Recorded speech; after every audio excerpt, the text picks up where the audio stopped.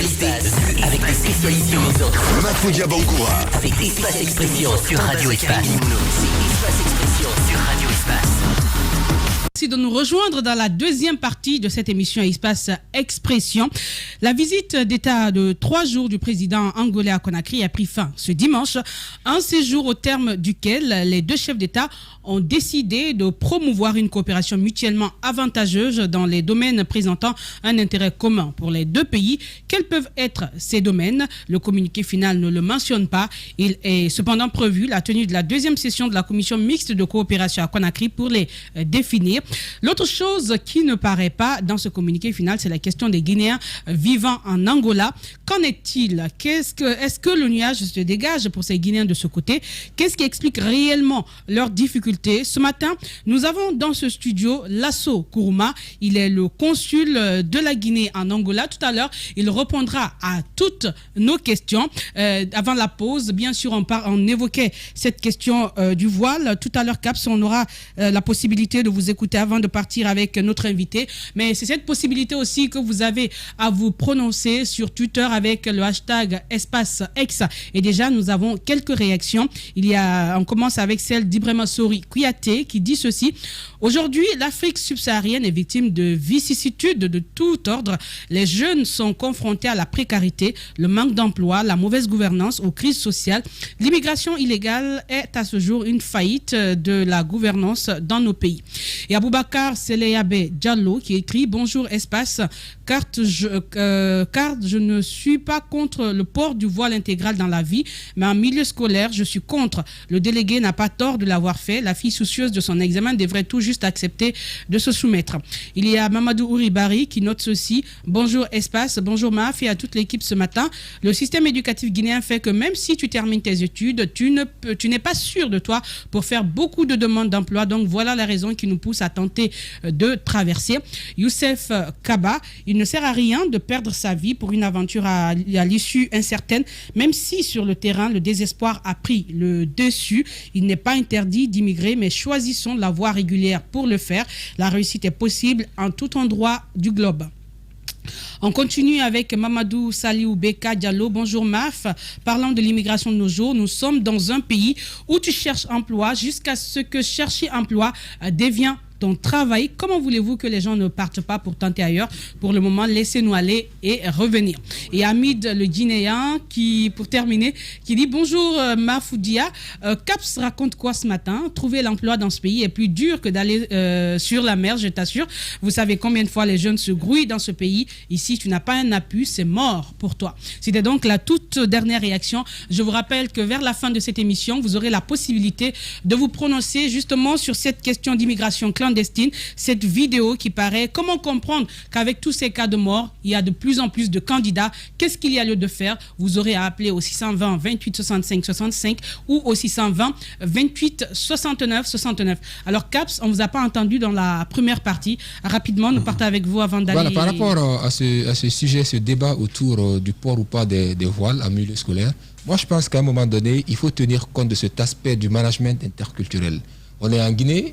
Il faut savoir que même dans une société, même dans une entreprise, il est important en fixant des règles, de tenir compte de la culture des personnes avec lesquelles vous collaborez. Et moi, je pense qu'on ne peut pas demander à une personne qui a une confession religieuse, qui est musulmane, qui a décidé de porter ses voiles parce que la personne, ses valeurs lui amènent à le pouvoir le faire, à lui dire de ne pas le faire. Parce qu'en soi, ça ne gâte rien dans le processus d'apprentissage vis-à-vis de la personne. Moi, à un moment donné, il faut plus qu'on puisse aller vers un débat, s'ils veulent le poser, qu'ils le posent, qu'on résolve ça et qu'on laisse chacun agir en fonction de sa foi, en fonction de ses valeurs, vu que ça ne gâte en rien leur apprentissage au milieu scolaire. Au-delà de ça, par rapport à la fille elle-même qui s'est retrouvée dans une situation comme ça, quand cela arrive, pour ne pas perdre son examen, elle pouvait se prêter justement à pouvoir accepter de le faire afin de valider son examen et repartir. Cela ne fera pas d'elle une personne qui manque de foi. Cela ne fera pas d'elle une personne qui est en train de défier à ce que Dieu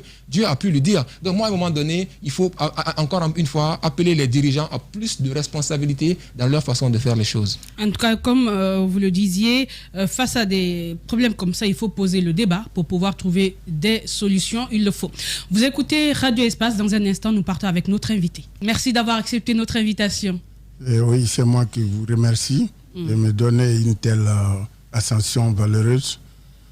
Je vous en remercie beaucoup. Pour la première question, Daouda Mohamed. Alors, vous êtes le consul de Guinée en Angola. Il faut le rappeler, c'est aussi une destination privilégiée de nos compatriotes guinéens.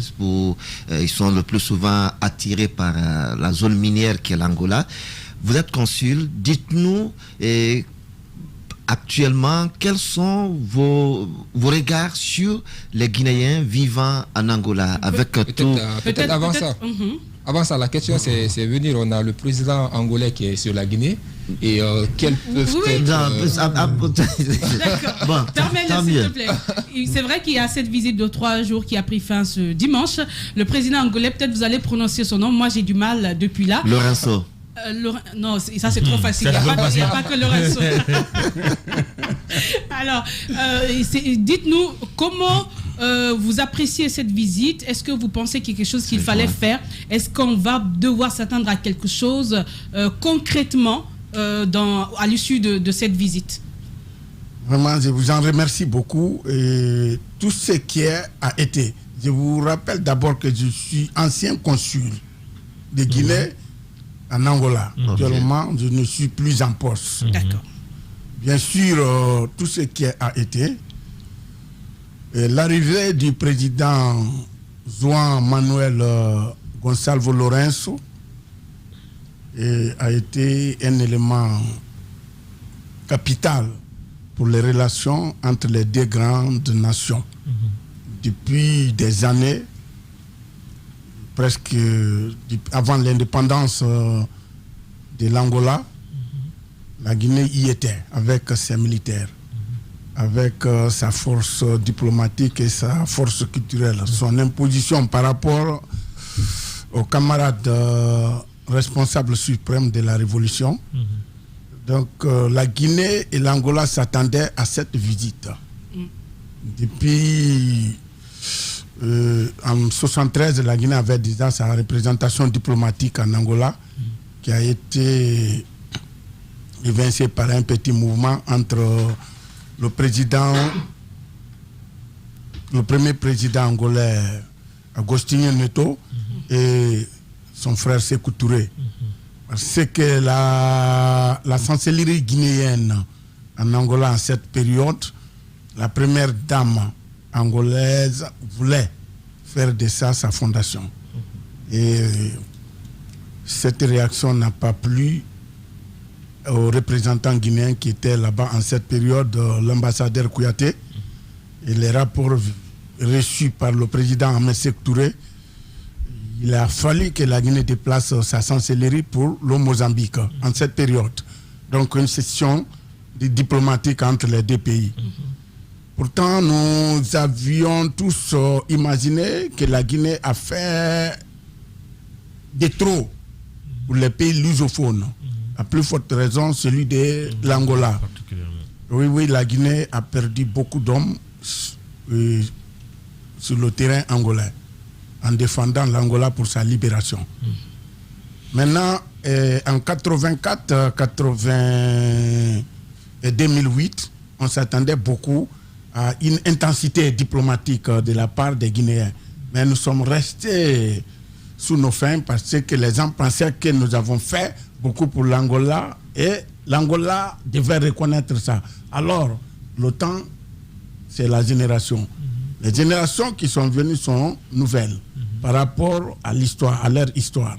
Ils sont sortis d'une guerre et ils sont venus par rapport à leur économie, il y a l'orgueil qui les anime.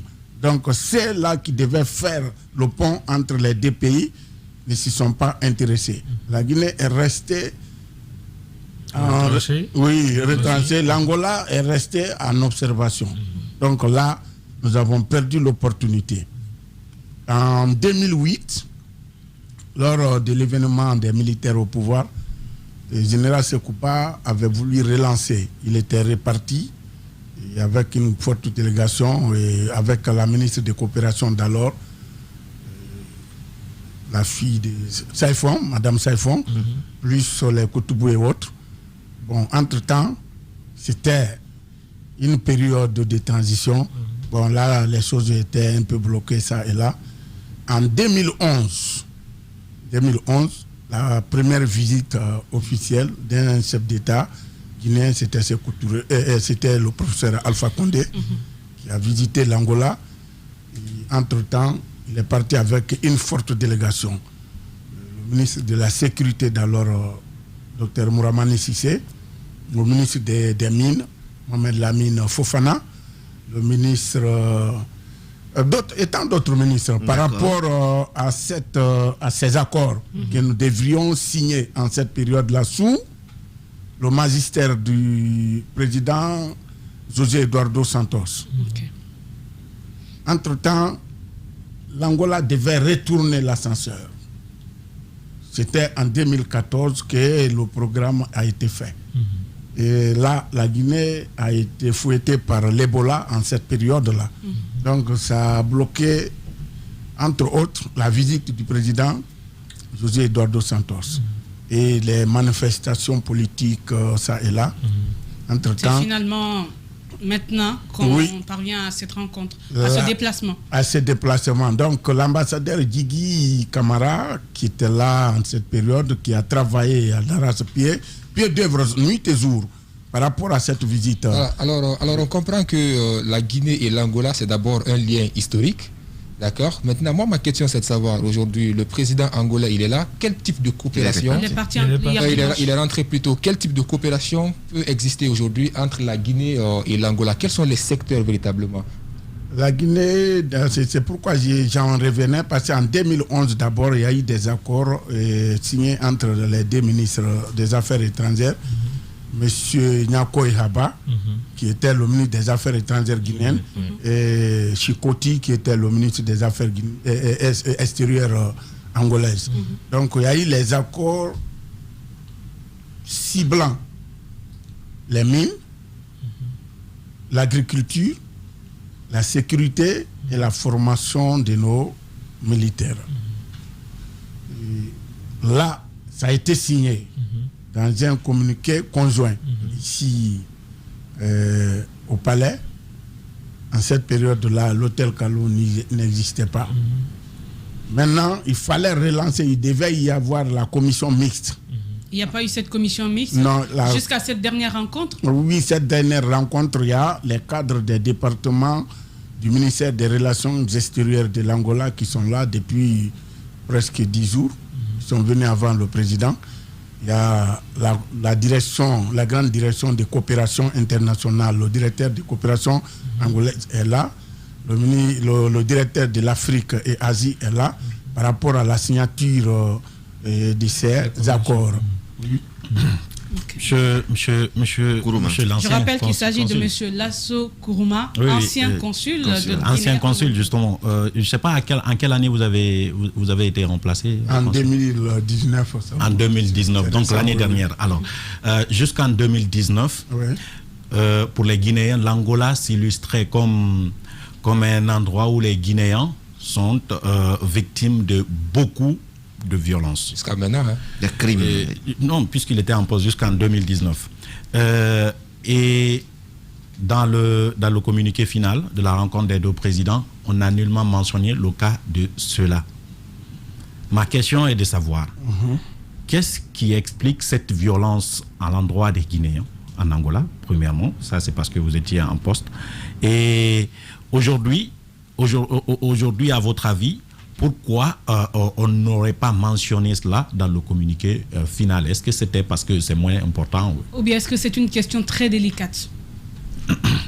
Oui, la question elle est très fondamentale, c'est vrai, parce que ce qui va toucher à l'esprit de combien de mortels guinéens, c'est parce que c'est les Guinéens, c'est les Guinéens. Oui, la violence, oui. Mais ce qui lie les deux États par rapport aux intérêts, c'est ce qui sera signé. La commission mixte touchera au point à partir de sa question coopérationnelle.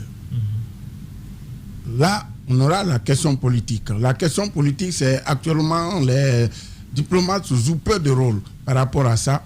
C'est les chefs d'État dans ces périodes numériques-là qui jouent sur la ficelle politique. Avant, c'était l'ambassadeur et le conseiller politique. Mais actuellement, et ça surplombe déjà les diplomates. On peut traiter ça autrement. Mais qu'est-ce qui fait cette violence? C'est que la question fondamentale aujourd'hui. Les Guinéens sont beaucoup nombreux, comme tant d'autres Ouest africains. L'Angola devient on peut avoir une idée des chiffres de nombre de Guinéens là-bas? M'y arrivera. J'ai fait déjà une première interview ici sur l'immigration, la question guinéenne avec Abouakar Diallo. Vous vous rappelez bien sûr. Oui, la question, pourquoi cette violence, toute cette violence dans le milieu guinéen? Chaque nation ou chaque pays est régi par les règles, par les lois.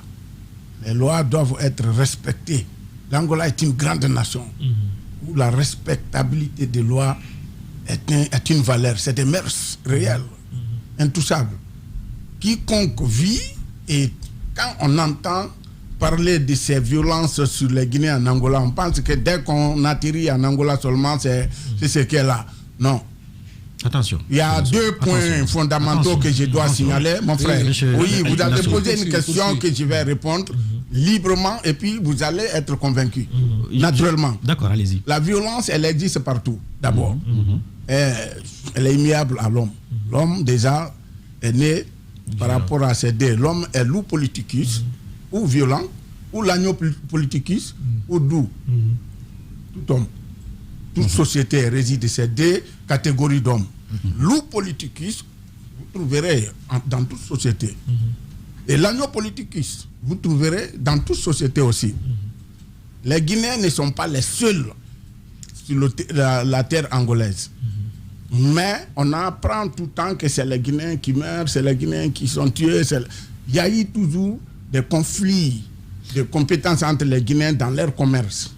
Oui, déjà, il y a les complots. Il arrive au réseau. Oui, non, s'il te plaît. Oui. Est-ce que vous confirmez déjà que c'est la communauté guinéenne qui est souvent indexée quand on parle de qui est seulement indexée? Non, chaque nation touche à sa communauté. C'est ça. Le Mali touche aux Maliens. Est-ce que les Maliens aussi sont confrontés à cette violence? Naturellement, tout le monde. Les Congolais sont les plus proches des Angolais. Okay. Oui, par la culture, par la civilisation, par la question intercommunautaire. C'est comme la Guinée-Sierra Leone, la Guinée, le Libéria. Mais les Congolais sont beaucoup plus inquiétés. Ils sont en prison comme d'autres nations. Les Allemands comme les Américains sont en prison parce qu'ils sont illégaux. D'accord. Alors, vous étiez sur ce point, sur cet élan. Les Guinéens sont le plus souvent victimes de crimes, même parfois. Odieux. De crimes odieux. On apprend que tel a tué ou tel Guinéen a été tué. Qu'est-ce qui pourrait expliquer ces criminalités au sein même de la communauté guinéenne? Il y a une sorte de filature entre les Guinéens, d'abord. Quand quelqu'un arrive à gagner, une sorte... On va l'écouter après, tu poses ta question, s'il te plaît. Parce qu'en même temps... Non, il peut poser. Je suis là pour ça. Pose pas de question, je fais une remarque dans le sens de sa question. Ouais. Comment est-ce que vous pouvez accepter que c'est des Guinéens qui tuent des Guinéens à l'étranger? Parce qu'en fait, c'est la réponse à la question. Au fait, vous dites que c'est un conflit entre la communauté guinéenne, entre eux, les violences, si je comprends bien la réponse. J'ai basé ma question sur le paysage. Et là, on va travailler sur ça. Vous n'allez pas m'imputer quelque chose que je n'ai pas dit. On parlera de tous les facteurs. On parlera de tous les facteurs on parlera de tous les facteurs socio-criminogènes. Ne posez pas une autre question. Oui, allez-y sur cette même question. Pourquoi vous dites que ce sont les Guinéens qui se font du mal? Lorsque monsieur le ministre Banta Masso était ministre des Guinéens de l'étranger, il s'était rendu à Luanda par rapport à ces mêmes questions que nous sommes en train de débattre en ce moment-là. Il est parti, j'étais présent, et le vice-ministre de l'Intérieur de l'Angola a fait une statistique de ces criminalités ciblées, ça et là, entre cousins et camarades, entre associés, dans les boutiques, quand ça donne une sorte de fruits, et l'un cherche à éliminer l'autre. Moi, sur ma table, j'en avais un dossier qui n'en finissait pas. Et c'était entre cousins, frères et autres. tout ça. Mais il y a eu des crimes odieux contre toutes sortes. Les Angolais, quand vous partez dans les morgues en Angola, vous trouverez plus de tueries sur la communauté angolaise elle-même que les étrangers. Mais les étrangers doivent vous défendre. Moi, j'ai passé presque 2-3 ans entre les prisons et les morgues. À tout moment, dès que vous m'appelez, je n'avais même pas le temps dans mon bureau. Parce que chaque fois, on se levait. L'Angola est un pays naturellement comme ça. Et quand la crise est revenue, l'Angola, il y avait l'argent, tout le monde, c'était là. En 2015-16, il y a eu une crise qui a succombé le pays. Donc là, la frénésie par rapport à la criminalité, c'est accaparé sur la moralité des grands bandits.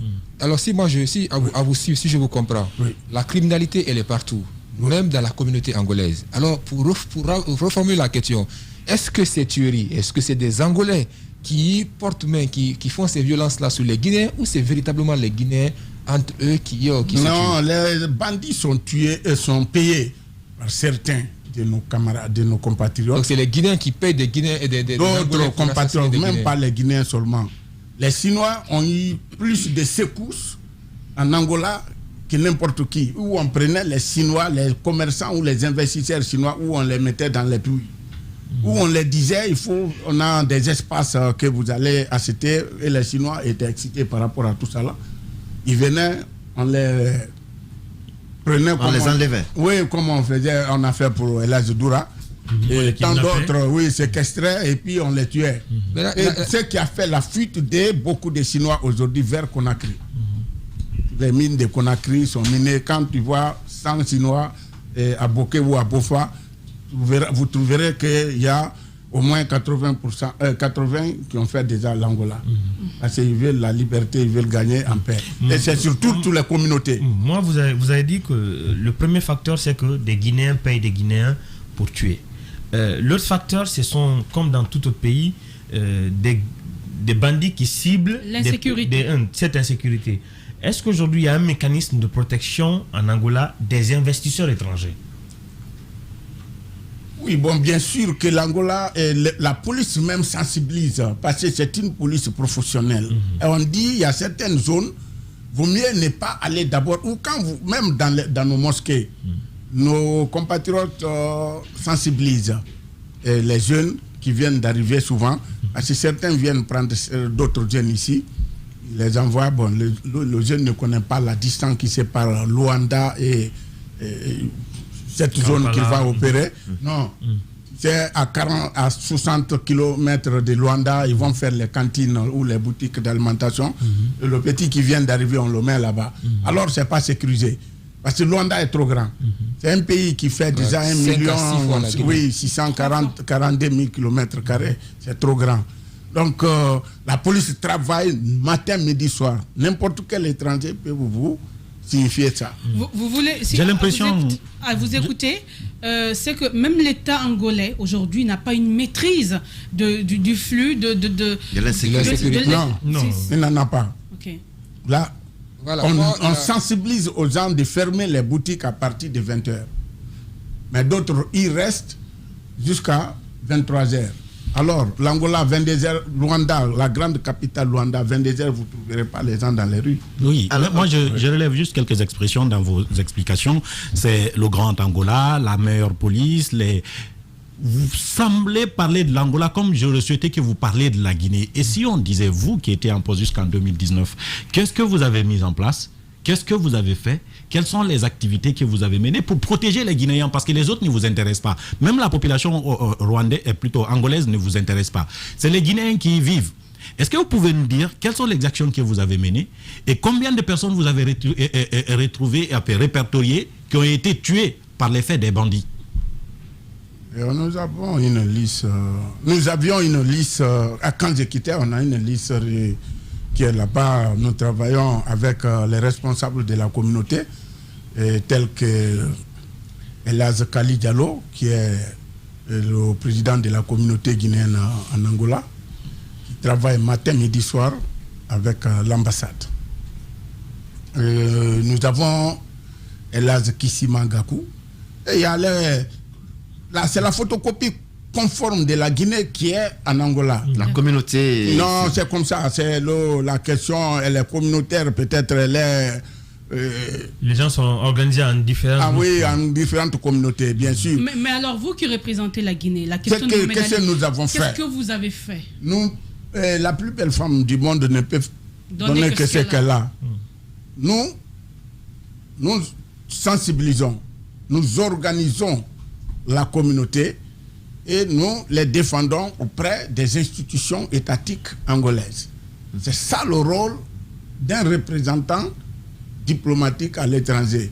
Il ne peut pas se déguiser en policier. D'accord. Okay. Jusqu'en 2019, à votre départ, quand même, vous l'apprenez, vous êtes parti en 2019, il y avait quand même, jusqu'aujourd'hui, il y a plein de Guinéens dans les geôles angolaises. Il y en a pour faute de papiers, il y en a pour des crimes. Comment la représentation diplomatique guinéenne travaille-t-elle avec les autorités pour permettre quand même à ceux qui sont en prison pour des questions de papiers d'obtenir des papiers afin de s'installer définitivement, et ceux qui sont là pour des crimes afin qu'ils viennent purger leur peine, par exemple, dans leur pays? Vraiment, merci. La question, elle est très claire, sincère, c'est vrai. Et la question par rapport à l'appréhension de nos camarades ou de nos concitoyens dans les prisons, c'est un peu complexe. C'est le service de migration et des étrangers en Angola est un service qui s'imprègne foncièrement à cette question. Il ne badine pas. Donc là, les Angolais voudraient, ou l'autorité angolaise voulait, qu'un étranger, quel qu'en soit son horizon, vienne avec les visas et qu'il renouvelle les visas afin d'obtenir des documents légaux. Carte de séjour. Oui. Lors de mon interview avec Aboubakar Diallo en 2014, je l'ai dit, les gens payaient en cette période-là $7 000 pour aller en Angola. Ils viennent, 2 mois après, le visa est expiré. Au lieu de tenter de rénover le visa, ils préfèrent... C'est camouflé. C'est camouflé. Parce que pour renouveler le visa, il faut le même montant? Non. Combien il faut? Non, bon, je ne connais pas réellement parce que ça dépend. Parce que alors, qu'est-ce qui peut expliquer qu'on ne veuille pas renouveler son visa? Parce que la manière d'entrer chez eux, si elle n'est pas légale, tu as peur. Oui, mais vous êtes rentré avec le visa? Il y a le visa ordinaire. Il y a le visa de travail que vous demandez à partir de l'ambassade ici. Visa permanent. Vous demandez à partir de l'ambassade. Il y a ces secteurs. Le visa qui coûte $7 000. Ça, non, ça c'est le visa d'entrée simple. Que les gens cherchaient à travers... Pour une durée déterminée? Non, c'est les démarcheurs un court séjour. C'est les démarcheurs qui prenaient. D'accord. Maintenant, si vous voulez travailler, il vous faut un autre visa. Il faut un autre visa. Comme la Guinée aujourd'hui, les gens... Le visa de séjour guinéen coûte combien? C'est $1 000. $1 000. Oui, c'est lui qui veut travailler 1 an ici, sans inquiétude. Alors, vous, à l'ambassade, est-ce que vous aviez une politique d'aide à la régulation de ces Guinéens qui quand même se retrouvent là-bas? Il y a l'insécurité, mais encore, quand ils ne sont pas dans les règles, c'est encore plus compliqué. Comment vous aidez ces gens-là? Nous aidons les gens à travers tous ces services centraux de l'immigration. Ils travaillent à l'arrache-pied avec toute la communauté ouest africaine. Il y a la représentation de la CEDEAO. Et chaque fois, nous sommes au niveau de la direction centrale générale du service de l'immigration pour défendre nos communautés ouest africaines, comme les autres le font. Mais ce n'est pas le sentiment que beaucoup de Guinéens qui sont là-bas... Je vais profiter de cette partie-là pour lancer un appel à nos différentes représentations diplomatiques. Parce que ce n'est pas qu'en Angola. Dans plusieurs autres pays où des Guinéens vont, ils ont des soucis par rapport aux documents. Généralement parce qu'ils sont allés par des voies non régulières. Ces gens, quand ils vont, ils ne peuvent pas aller se présenter à la police pour demander des cartes de séjour ou des papiers de séjour. Parce que leur entrée n'est pas faite dans les règles. Mais dans tous les cas, l'ambassade peut aider ou pas? Non, c'est bien là la difficulté. Il faut que nos ambassades trouvent des mécanismes permettant à ces Guinéens-là qui sont entrés par ces voies non régulières de trouver les documents. Alors peut-être on va poser la question à l'invité. Dans ces conditions, l'Angola voudrait que l'intéressé ressorte d'abord. Et qu'ils reviennent par la voie légale. Oui. Et les gens l'expulsion. Les gens ne vont pas accepter. Mais là, moi, avant, l'Angola expulsait par rapport à ses propres fonds. Parce que l'avion angolais venait. Mais la crise a complètement fouetté l'Angola. Et celui qui est appréhendé, c'est celui-là qui paie son propre bien.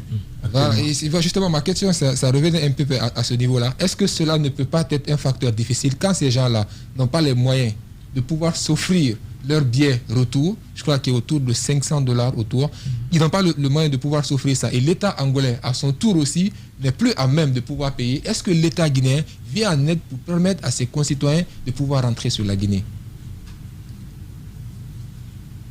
Bon, l'État guinéen, c'est vous qui l'avez dit, c'est pas moi qui l'ai dit. L'État guinéen ne peut que se baser sur sa représentation diplomatique. Et est-ce que cette représentation... Mais la question financière ne va pas... L'État guinéen ne s'est pas impliqué dans ça. C'est vrai que la Guinée... On laisse ces Guinéens en prison. Non, on ne laisse pas ces Guinéens en prison. Non, les Guinéens reviennent à chaque fois parce que moi-même, je travaille avec l'OIM à tout moment. Tout moment, je travaille avec l'OIM, si vous avez remarqué.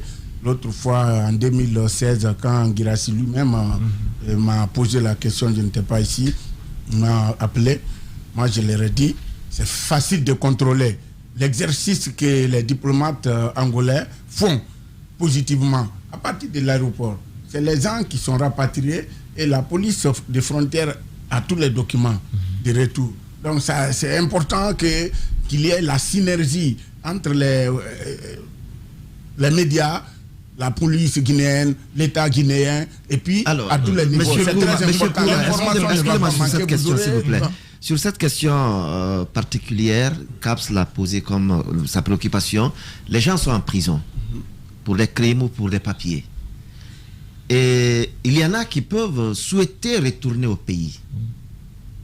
Est-ce que, puisque l'autorité angolaise n'a plus ses moyens d'antan, est-ce qu'aujourd'hui la représentation diplomatique consulte ces prisonniers lorsque vous voulez rentrer? Voilà, on est prêt, l'État est prêt, ou avec l'OIM, on est prêt à vous faire rentrer, ou vous les laissez en prison? Non, on les fait retourner chez eux. Parce que la communauté c'est pas naturellement en Angola. Chaque communauté ou chaque communauté villageoise est là avec une caisse. Généralement, c'est toujours comme ça. Donc, chaque fois que quelqu'un qui n'a pas les moyens, c'est passé, c'est peu. Le pourcentage est très peu. Quand vous avez 100 Guinéens en prison, peut-être c'est 2-3 qui ont été appréhendés vers les grandes mines, autres, tout ça là. Mais tout ce qui évolue à Luanda, c'est peut-être on a pris quelqu'un dans sa petite boutique. Et on l'a mis. On l'a demandé les papiers légaux, il n'en a pas, on l'a mis. À vous écouter, je retiens deux choses. Oui. La situation n'est pas si dramatique qu'on le présente. Et l'autre point, c'est que oui, il y a violence, mais il n'y a pas que les Guinéens qui sont concernés. Donc, ça va, vous vous sentez... enfin, la représentation diplomatique est assez impuissante pour faire quoi que ce soit, si ce n'est de petites sensibilisations, ça et là. Justement, parce que moi-même, je voulais ajouter là-dessus que, selon vos propres explications, je remarque que les communautés organisées, malgré divisées, parce qu'ils sont organisés, vous avez dit, à l'image des régions de la Guinée, il y a les forestiers qui sont en parle, donc ils sont très divisés, et politiquement aussi très divisés. Naturellement. Même divisés, ils sont plus forts que le consulat. Bon, c'est peut-être une expression de trop. Une représentation diplomatique est toujours forte comme un État. Parce que c'est... Oui, sans vous couper la parole, ça c'est dans les faits. On sait qu'une représentation... Nous parlons des faits, c'est les faits même que nous sommes en train de parler. Les activités que vous êtes en train de mener, les activités, selon les activités, les communautés organisées sont plus utiles que le consulat lui-même. Parce que peut-être ce que vous n'avez pas dit ici, c'est qu'il y a beaucoup d'entre eux aussi qui se plaignent des services du consulat. Parfois, ils ne sont même pas reconnus. Et la phrase la plus banale qu'on leur sorte, c'est « vous n'êtes pas venu vous faire enregistrer. Nous, on ne savait pas que vous étiez là. Et vous êtes venu quand ?» Et beaucoup sont disposés de cette manière-là. Et pourtant, la vie d'un Guinéen... La réponse se trouve dans ton questionnement là déjà. D'accord. Et quelle était ma question, monsieur le Oui, là, non. Je suis venu l'espace où Adafo Média. Je viens, je m'assois dans un des coins comme ça. Personne ne va me demander qu'est-ce que je suis venu faire. Parce qu'il faut qu'il y ait cette synergie entre population et représentation diplomatique. Je suis d'accord. C'est quand on a pris quelqu'un qu'on saura qu'il est guinéen. D'autres rentrent ou entrent en Angola comme réfugiés sierra-léonais. Certains comme réfugiés bissau-guinéens. Beaucoup comme réfugiés libériens. C'est quand c'est chaud, c'est difficile, parce que le Libéria n'a pas sa représentation diplomatique, la Sierra Leone n'en a pas. Donc ça veut dire qu'il faut parler une autre langue nationale guinéenne que nous nous imprégnons pour que nous puissions défendre l'intérêt national par rapport à un sentiment, non par rapport à une question juridique. Je suis totalement d'accord avec vous, monsieur le consul, sauf que ça devient l'argument favori de toutes les représentations guinéennes à l'extérieur. On a l'impression que ça ne fonctionne plus. Pourquoi? On se dit que s'il y avait une organisation, une compréhension et surtout une synergie d'action qui devrait être organisée, donc orchestrée et pilotée par le consulat, entre le consulat et les Guinéens, les différentes organisations guinéennes qui sont là, un Guinéen ne peut pas entrer et avoir des problèmes sans qu'on ne le déclare au moins parce qu'il serait venu par l'intermédiaire soit d'un grand frère ou d'un ami. Ou en tout cas, on saurait qu'il est là dans une activité. Mohamed Ali, je vais répondre à cette question. Et celui qui rentre par Congo-Kinshasa, qui Dundu fait 2100 km de Luanda. Et c'est la zone qui les intéresse beaucoup plus. Les zones minières là. Ils rentrent par Congo-Kinshasa, d'autres régions comme Kenya ou Zambie, Namibie. Bon, ils vont directement dans les zones minières. Et la représentation diplomatique se trouve à Luanda. De là, il faut avoir quelle magie pour savoir combien. C'est fort que c'est quand l'ambassadeur Guigui était venu, on a commencé déjà à voyager entre. C'est différent. C'est pourquoi je parlais d'organisation. On sait qu'il soit entré par un endroit assez éloigné de Luanda ne voudrait pas dire que si l'ambassadeur ou le consul ne se déplace pas, il ne doit pas être au courant. S'il y avait une organisation, il y avait une synergie d'action entre des organisations, juste j'ai fini. Donc s'il y avait une sorte d'organisation, une cohérence et une synergie entre les Guinéens qui sont dans des coins reculés, à chaque fois qu'un autre Guinéen entre, ils pourront signaler directement à Luanda sans que vous ne vous déplacez. Une politique de confiance. Mais aujourd'hui, est-ce qu'il n'y a pas un manque de confiance entre le consul ou l'ambassade et des citoyens guinéens qui pensent que ça ne leur sert plus à rien, l'ambassade ou le consul? Oui, ça peut être défini comme ça par beaucoup. Parce que nos sentiments font vibrer nos lois. C'est bien que les lois doivent être inflexibles. Donc moi je veux qu'on touche du doigt la réalité. Vous me laissez lancer cet appel là rapidement.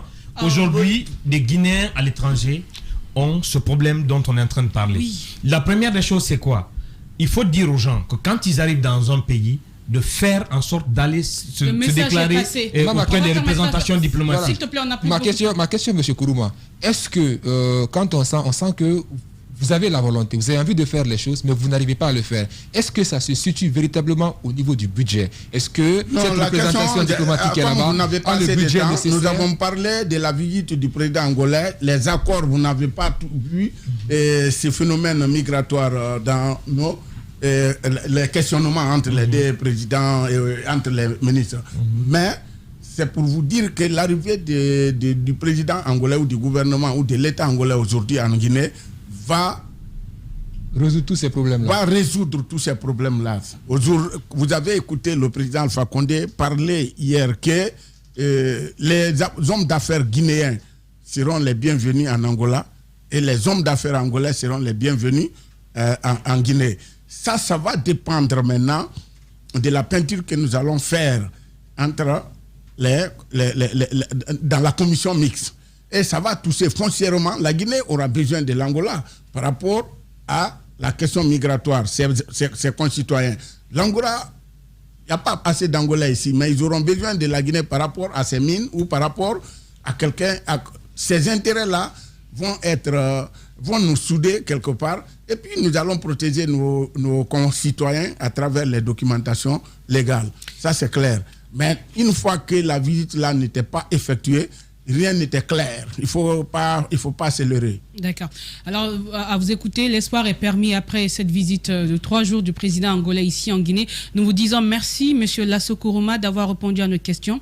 Moi qui vous remercie. C'est un grand honneur pour moi d'y être dans cet espace. Le monde, c'est l'espace. Et si vous êtes espace, c'est un grand honneur. Merci d'avoir répondu à nos questions. À présent, la parole à vous, chers auditeurs. Espace Expression. Radio Espace Expression. Votre actualité vue avec des spécialistes maison. Depuis hier soir, les Guinéens sur la toile, une vidéo de jeunes dames secourue au large de la Tunisie par des pêcheurs. Elles tentaient de rejoindre l'Europe sur des bateaux de fortune. Des morts, encore des morts, mais les candidats à l'immigration sont toujours aussi nombreux. Pourquoi, selon vous? Qu'est-ce qu'il faut faire pour sauver ces vies? Appelez, réagissez au 620 28 65 65 ou au 620 28 69 69. On a un premier auditeur. Allô, bonjour, qu'on a malheureusement perdu. Donc, appelez, réagissez au 620 28 65 65 ou au 620 28 69 69. Allô, bonjour. Oui, bonjour madame. Votre nom, monsieur, vous nous appelez d'où? Depuis Hamdallah. On vous écoute. Moi, je vous salue, je vous encourage. Par rapport à votre thème, c'est triste. Hier, j'ai regardé cette vidéo. Vraiment, c'est très regrettable. Mais on peut conseiller les gens de rester. Mais avec le gouvernement africain, là, particulièrement de la Guinée, il n'y a pas espoir. Donc, c'est à cause de ça, les gens en train de partir mourir dans le Méditerranée. Donc, c'est dommage de conseiller les jeunes, vraiment, même s'il y a des galères, il n'y a pas espoir dans ce pays, de rester, parce que sauver sa vie, c'est très important. Merci beaucoup. Merci à vous d'avoir appelé. Nous partons avec d'autres au 620 28 65 65. Allô, bonjour. Allô, bonjour. Bonjour. Votre nom, monsieur, vous nous appelez d'où? J'appelle de Bixine. C'est M. Traoré Siaga. J'appelle de Bixine. Allez-y. Allô? Oui, vous êtes à l'antenne. Allez-y, s'il vous plaît. Vous êtes à l'antenne. Ok. Moi, ce que je peux dire sur cette situation irrégulière, je pense que c'est regrettable. Ce que j'ai vu sur les réseaux sociaux hier, j'ai les larmes dans les yeux, j'ai vu mes soeurs guinéennes. Je pense que c'est déplorable cette énième situation parce que c'est pas la première fois. Et je pense que c'est un manque d'espoir. Ils se disent dans cette tentative de traverser, ils n'auront une vie heureuse. Et ce n'est pas normal. Il y a aussi l'émotion de certaines personnes vis-à-vis des personnes vivant en Europe qui les poussent à tenter cette traversée meurtrière. Moi, je pense qu'il y a une lourde faute de l'État. J'accuse l'État. L'État doit mettre à la disposition des jeunes beaucoup de projets, notamment les PMD, pour tout le monde, qu'il soit alphabète ou analphabète, pour les permettre de rester. Je vous remercie. Merci à vous, nous vous remercions aussi. Allô, bonjour. Oui, bonjour. Votre nom, monsieur, vous nous appelez d'où? C'est Gallo Dorfman depuis Kuntia. Allez-y.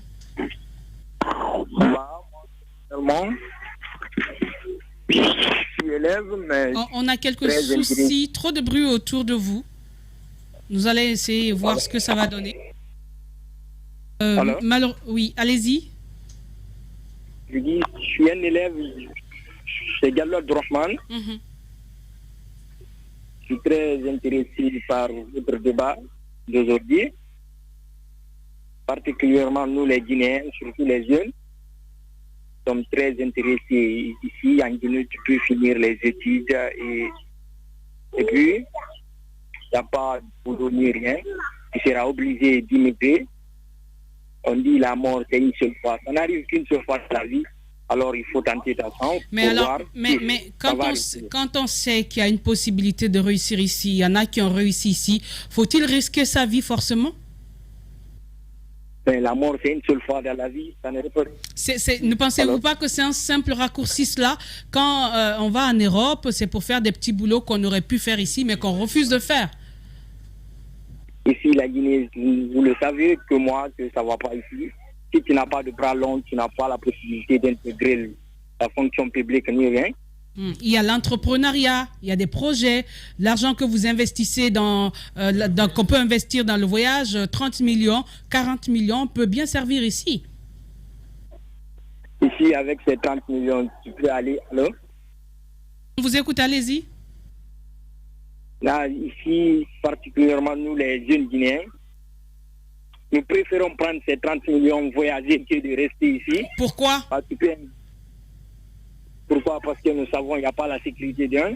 Là où vous allez, il n'y a pas forcément... Nous sommes confrontés avec des violences